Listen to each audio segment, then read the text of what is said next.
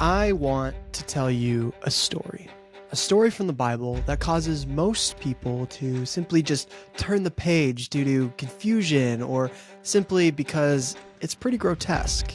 And I don't blame you, but I believe this story, given its given context, will have you on the edge of your seats, waiting for more. Don't believe me? Well, would you believe the success of things like Game of Thrones, House of Cards, or maybe even House of the Dragon? Yes, that is the level of political scheming and twisted narrative that this part of the Bible contains. I'm talking about Genesis chapter 38.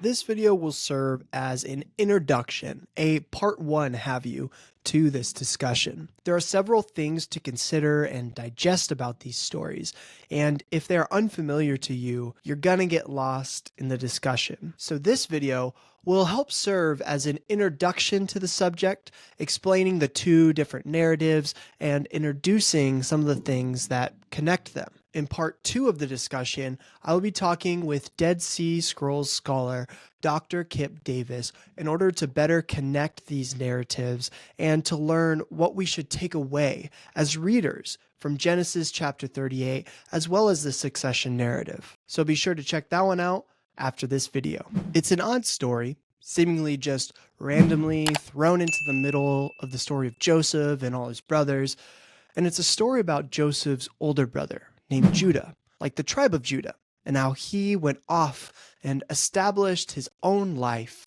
with his own family. But like many things in life, things got very ugly and very complicated very quickly. This story serves as a backdrop to an even crazier part of Scripture that scholars deem the succession narrative. The succession narrative is a part of Scripture documenting the events that led up to the crowning of King Solomon over Israel. Despite the fact that he had several older brothers, Solomon still became the next king of Israel. So, for the sake of this video, in order to get the most out of it that you can, I have a request of you.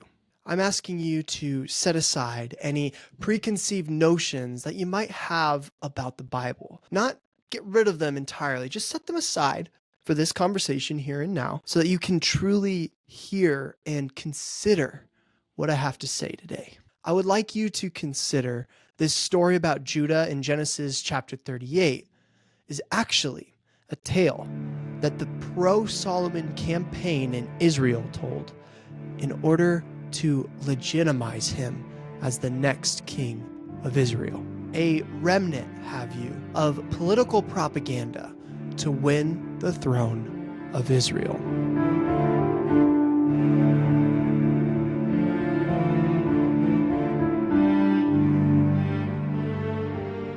The succession narrative is found in 2 Samuel chapter 9, and it goes through 1 Kings chapter 11. It's a bloody narrative with lots of imagery about being dominant physically and in some other ways. I'm sure many of you can imagine what I'm talking about, so suffice to say, this is my quick disclaimer that this video will not be suitable for children.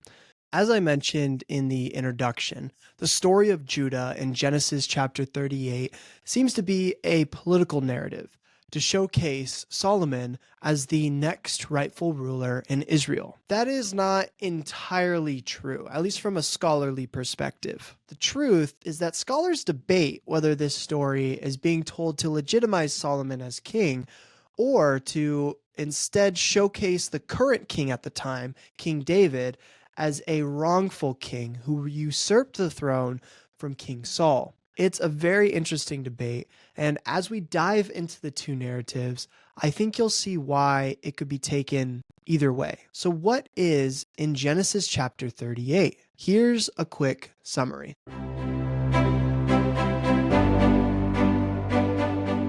We have Judah, one of the 12 sons of Jacob, who leaves his family to establish his own family. He leaves and stays with a man named Hira, who's from a Canaanite city called Adullam. At this time, Judah does what he needs to do to start a family. He gets married. Woo! Come on now, Judah! To a daughter of someone named Shua, and the two of them have 3 sons named Onan, and Shelah. What a lovely family. Years later, Judah's first son gets married to a woman named Tamar. But things don't last, and Judah's son suddenly dies, leaving Tamar a widow. Now at the time, it was custom to have the younger brother marry the wife of his older brother if his brother were to pass away. So in this case, Judah sets Tamar up with his second son, Onan. However, Onan didn't want to be with Tamar because he knew that any child that he would have with his older brother's widow would not be considered his child. Ancient logic, am I right? So while Onan and Tamar were doing the deed on their wedding night, Onan shamed Tamar by pulling out and failing to impregnate her. This was a big no-no in the ancient Near East. So because Onan did this, God kills him instantly. Boom! Roasted. However, this now left Tamar a widow for the second time, which is just extremely shameful for her and for Judah, who is supposedly the leader of this family. So Judah does his due diligence as a sophisticated ancient patriarch. Thank you very much. Judah promises Tamar his third son, Shelah, to be her husband as soon as he grows old enough to get married. So all is well until Shelah grows old enough to get married, but Judah doesn't do anything about it. He just lets his son continue to stay a bachelor as long as he pleases. So Tamar, realizing that Judah is not going to fulfill his end of the deal, decides to take things into her own hands. Tamar disguises herself as a prostitute and goes out and seduces her father-in-law Judah into having sex with her. Yeah, pretty crazy. From this escapade, Tamar becomes pregnant, and the news of Tamar's pregnancy reaches Judah, making him extremely angry. He just cannot believe that his daughter-in-law would hook up with some Canaanite loser instead of waiting to marry his last son. That is, until Tamar reveals that Judah is that Canaanite loser that got her pregnant. Judah failed to fulfill his promise to Tamar. So Tamar took things into her own hands and got herself pregnant to keep her from the shame of not producing any sons for the family. The story ends with Judah recognizing his failure and publicly apologizing about it, and then later praising his daughter-in-law Tamar for taking action. End of Genesis chapter 38. Whew. I mean, that was just insane. But folks, that's the Bible for you. And believe me, that doesn't even compare to the crazy things happening in the ancient Israelite world when this story was written. This story has several elements that speak to the potential happenings of the time. And in order to truly understand this story about Judah, we'll actually need to dive into the succession narrative of the Hebrew Bible.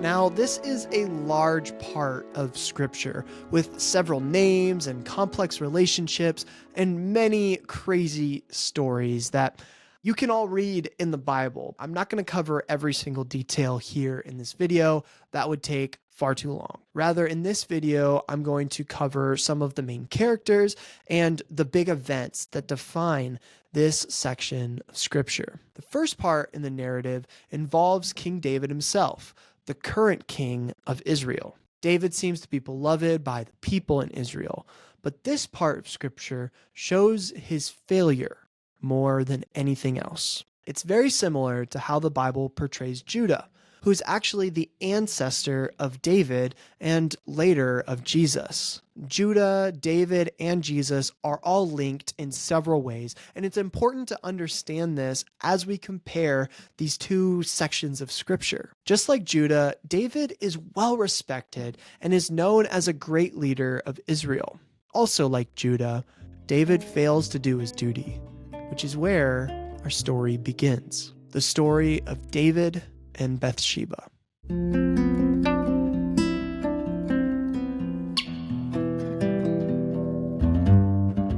I'm sure many of you are familiar with this section of the succession narrative, but to summarize it, it's a story about David's greatest failure. One night, while David is at his palace, he goes to the roof of his palace to do some tomfoolery, namely to peep on a woman named Bathsheba as she was bathing. This event later leads David to then summoning Bathsheba to his bedroom, where he goes on to rape her.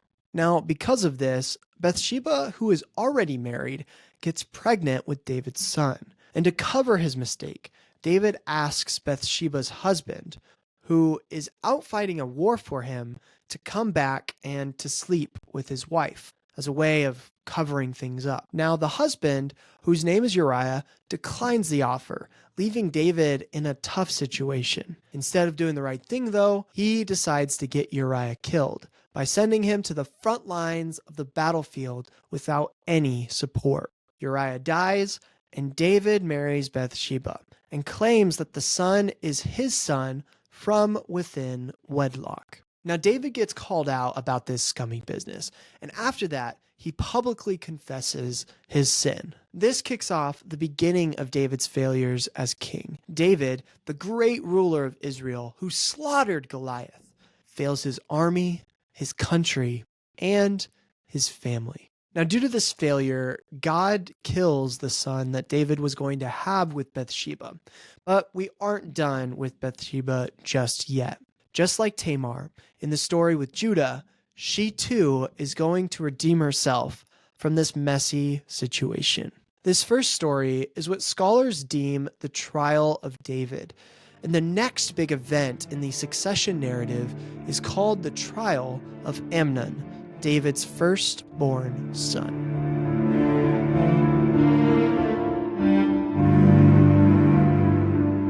In the second part of the narrative, we have AMNON, the next in line to the throne of Israel.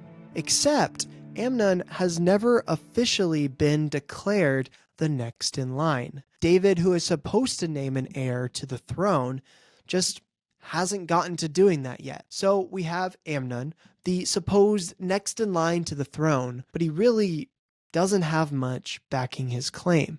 We also have the next oldest son of David, ABSALOM, who, like AMNON, has an interest in becoming king, making these two brothers rivals. Now, ABSALOM has a sister who has an interesting name, Tamar. This is the only other Tamar in the entire Bible, sans the later daughter of Absalom, who he's going to name after his sister, but that's just mentioned once. These are the only two Tamars who are actually talked about in narrative form. Connection? I think so. Now, David's oldest son, AMNON, half-brother to Absalom and Tamar, actually develops a crush on his younger half-sister. It's the ancient Near East, man. I mean, it happens. Due to this, AMNON grows sick with desire and asks his father to let his sister Tamar bring him some food. You know, sick man, he needs to eat, right? Innocent enough. However, King David would seemingly know that this could be a ploy of AMNON to assert dominance over his younger brother, Absalom, by messing with Absalom's sister. You see, Absalom and Tamar were really, really close. They loved each other. They were as close can be. They were basically homies. But regardless, David allows Tamar to visit AMNON and to give him some food. But when Tamar goes to do this, AMNON forces himself onto his sister. Now, after this, AMNON makes an even worse mistake, if you can believe it, at least in terms of ancient Israel. After sleeping with Tamar, he sends her away from him and does not do the right thing in marrying her. Marriage would have been a way of protecting Tamar, but now, in essence, what AMNON has done is leave Tamar a single mom. A single mom that can't support a child because she can't get a job because she's a woman. That's the ancient world for you. Not to mention the added shame at the time of being an unmarried woman that's lost her virginity. That is exactly what Tamar now has to deal with. Deep, deep shame. Now, after this, Absalom becomes just absolutely furious. Now, he doesn't act immediately. In fact, he waits years to get his revenge. But his revenge comes when he asks his father, King David, to let his brother Amnon come see him, to help him out, to help him shear some sheep. A sheep shearing party, have you? What could go wrong with that? David hesitantly allows this. And sure enough, as soon as Amnon arrives at the sheep shearing festival, Absalom kills him. And because of this, Absalom is now the next in line to become king of Israel. But David does not make it officially so. Probably because, he killed his older brother. But I mean, come on. David has got to step in and take care of this situation. But still, he does nothing. He does not name an heir to the throne. And so we have Absalom, who is furious at his father for allowing Amnon to mess with his sister, and now has grown in courage by killing his own brother, his own rival, to the throne. So begins the third part of the narrative, the trial of Absalom.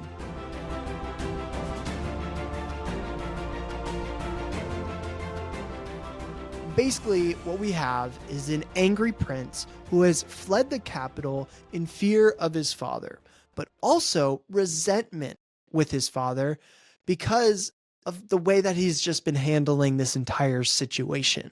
Now, some years pass, and Absalom is finally accepted back to Jerusalem to be around his father. However, the resentment remains, and Absalom is a pretty cunning guy. Absalom works to gain a following in order to form a rebellion against his father. He later flees from Jerusalem again to go to the city of Hebron, and there he anoints himself as the king of Israel. Dun, dun, dun. Now, Hebron is a significant place because it's actually the place that David himself was anointed as king. Absalom rallies an army against his father, causing his dad to then flee from Jerusalem himself. In David's stead, Absalom conquers the capital and publicly has sex with 20 of David's concubines as a form of asserting his dominance. Yep, that just happened.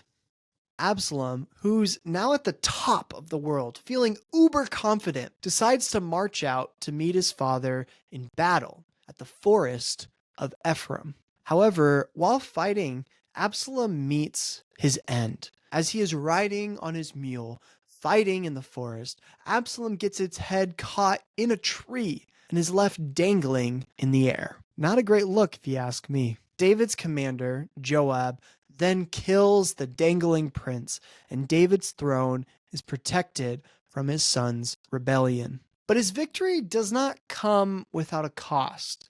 You see, the beloved King David has now let not one, not two, but 3 of his sons die. He has lost control of family affairs, and the women in his house, his daughter and concubines, have been horrendously abused. Not to mention that David has contributed to the abuse in the rape of Bathsheba. David, while being publicly penitent, has lost the trust of many people in Israel. This is potentially what led to the writing of the story in Genesis 38, highlighting a great man like Judah or David and their failure to honor and protect their family. This leads to the final part in the succession narrative, the trial of Adonijah, David's 4th and now oldest son.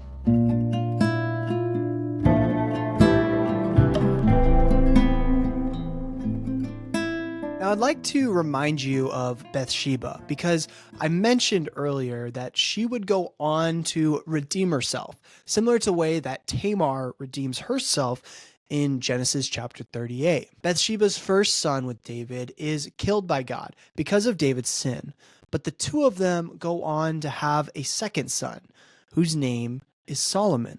Solomon is one of David's youngest sons, but the succession narrative shows how, despite all odds being stacked against him, he ends up becoming the next king of Israel. Now, Adonijah is the last major block from Solomon becoming king, and Bathsheba knows this. At this time, Adonijah starts going around and claiming that he will become the next king in Israel. He goes and hosts a feast and invites several important people from David's council, including David's own commander, Joab, to join his cause. At the same time, Bathsheba goes to the king, who has still failed to name an heir, and petitions for King David to name her son Solomon as the next heir. The two had talked previously about making Solomon heir, but Bathsheba pleased to David to make it publicly official. And so David names Solomon as his heir at Bathsheba's request. And finally, David has done what he has always, from the beginning, been required to do. Way to go, David. Way to go. You finally did it. I'm proud of you. After some time, David passes away due to old age, leaving Adonijah unhappy with the outcome. He feels that the throne was stolen from him, and he definitely does not want to submit to his young punk brother. And thus, this section of the narrative ends with Adonijah's last-ditch attempt. Adonijah asks King Solomon to be given one of David's old harems, a woman named Abishag, to him in marriage. And Solomon realizes this is a ploy. And so as soon as this request is made, Solomon makes quick work of his older brother, summoning him to be executed, safeguarding his right to the throne. Thus ends the succession narrative and begins the reign of King Solomon. Now, how exactly is this story about Judah connected to the events that occur in the succession narrative? I won't go into all the details here because I'll be talking about this with Dr. Kip Davis in a future conversation, but I'll introduce some of the concepts so that you can get your mind thinking about this as we enter the next video. Here is a chart documenting all the different similarities among the two narratives. Both narratives have a shepherd that leaves his kinsmen from Adullam. Both narratives have a main character with a close ally, Judah's friend being Hirah from Adullam, and David's close ally being King Hiram of Tyre. Additionally, these two friends, in the original Hebrew language, have names that are exactly the same excluding one letter, Mem, in the Genesis 38 story with Judah. Both main characters, David and Judah, also have wives with the same name. Judah's wife is the daughter of Shua, otherwise known in the Hebrew as Bat Shua, whereas David's wife's name is Bathsheba, or Bat Sheba in the original Hebrew. Both names are only different because of this letter, again, Mem, which was added to the name in the story with Judah. Judah's first son, suddenly dies, and David's first son, at least mentioned in the narrative, also suddenly dies as a punishment for his sin. Judah's second son, Onan, is sexually immoral and is later killed by God. Additionally, David's next son mentioned in the story, Amnon, is also sexually immoral and is also later killed by God at the hands of Absalom. And guess what? These two names are the exact same in the Hebrew, besides the fact that the letter Mem has been added to the name of Judah's son in Genesis 38. Both narratives include the leader of a family failing to do their duty, Both narratives have a woman, Tamar, and Bathsheba that take matters into their own hands to fix the problems that the leader of the family has been causing or allowing to happen. And both narratives have a strong leader that is publicly shamed and publicly sorry for their mistakes. As you can see, there were even more details I didn't even mention that were in the chart linking these two passages, but I'll leave that for Dr. Davis. In the meantime, I would like to ask you to consider something for me. Is the Bible literal? Meaning, are all the stories in the Bible actual historic events? Might there perchance be the possibility that it's both historical, mythology, and folklore all mixed in to one? I'm not claiming that the entire Bible is unhistorical. In fact, this whole video should show that that is not the case. However, what I would like you to consider, given this one example, is the fact that not every story or event in the Bible is literal, but that Scripture is a collection of history as well as mythology and wisdom literature that all serves to benefit the reader. Whether or not Judah actually had 3 sons named Onan, and Shelah, or if he actually slept with his daughter-in-law Tamar, we can still learn something from this story. In fact, I think this story teaches us more about history than it would if it were just a simple account of a Bronze Age event. That's food for thought. You don't have to accept it, just consider it. And let's continue. Continue to be curious, continue to seek understanding, and continue on to the next video as I speak about this issue and much more with Dr. Kip Davis. I'll see you over there.